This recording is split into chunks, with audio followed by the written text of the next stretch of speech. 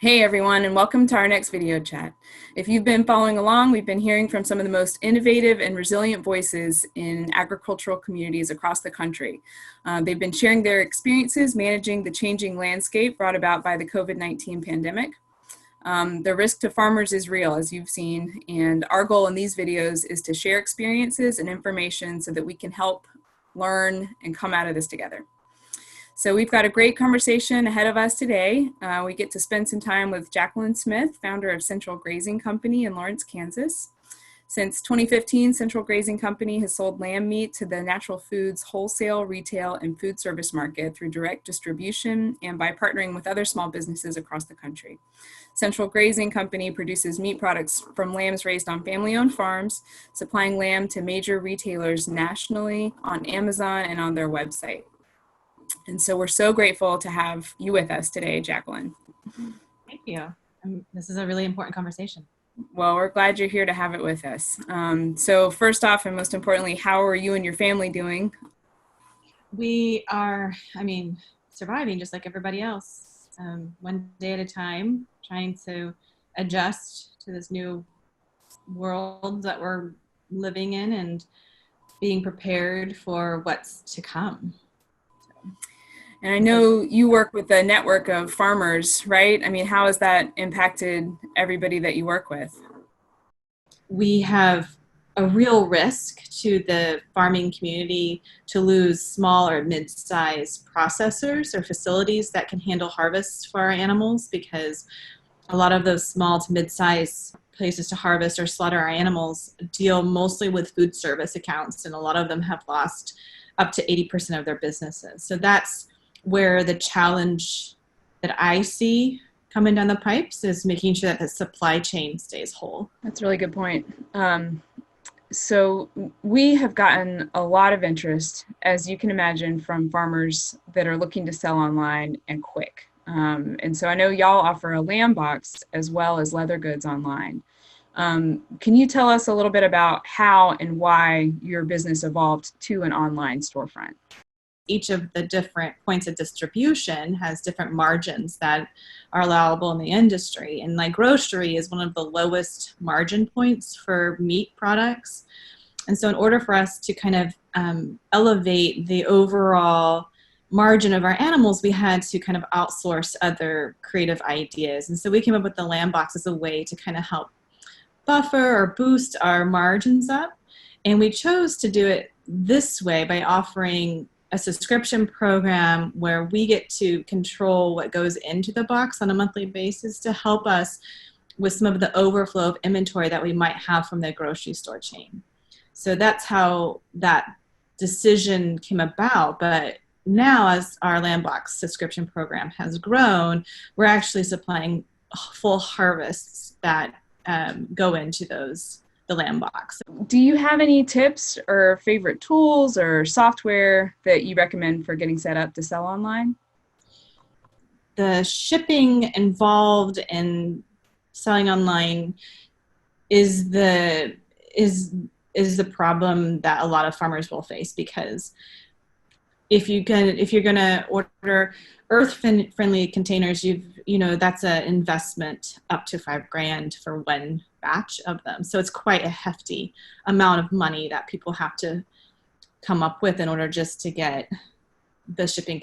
So you're left with styrofoam packaging, which obviously no one wants to use styrofoam shipping containers, but you can buy one-off. So you can buy 12 units in styrofoam containers pretty easily. There are also fulfillment aggregators out there that are third-party aggregators that you ship them your products and they will ship them out through their warehouse with dry ice, or they also do fresh services too. We started our business using a third-party aggregator, a fulfillment service, and there are challenges to overcome with using third-party aggregators or fulfillment aggregators, and that is that you do not have control of the quality of how the product is being stored. And for us, it led to it being more money out of pocket for correcting those mistakes that they made. And so that was one of the big decisions that we had to bring our distribution fulfillment internally.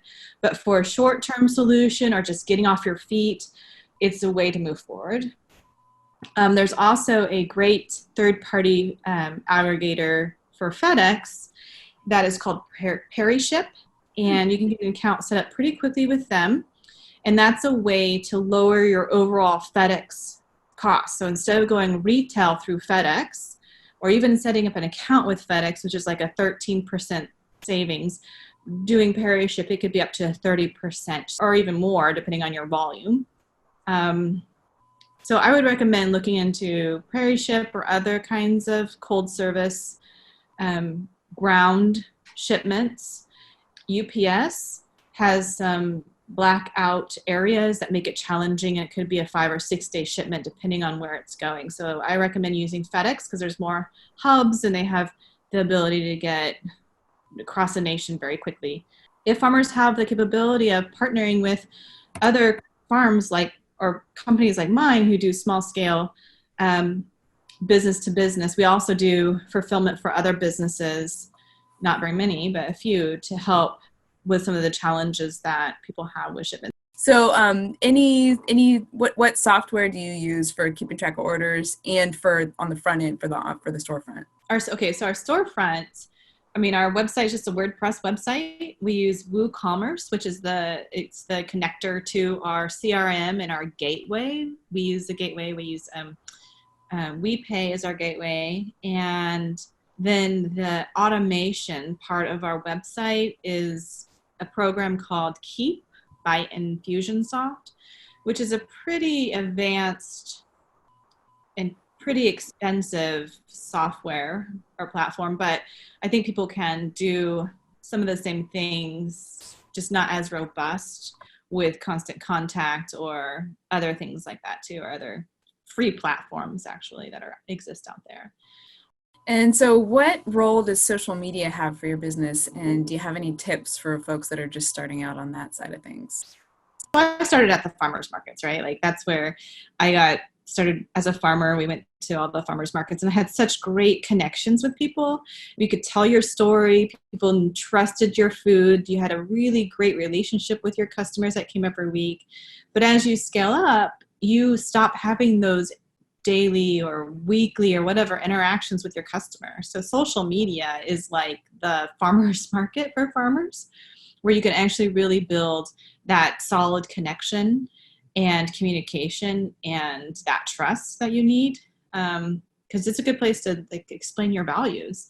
And I always recommend that everybody respond to every single response or or anything that you get on social media. Respond. That's great advice. I hear that a lot from folks, and it really is like the back and forth that is so important about social media. Yeah, it is. It's the only way you can do it when you get out of the farmers markets to have that conversation. Well, I really just want to thank you for sharing your experience with us, and I know people appreciate it. So all the best, Jacqueline. Yeah, and many thanks for your time.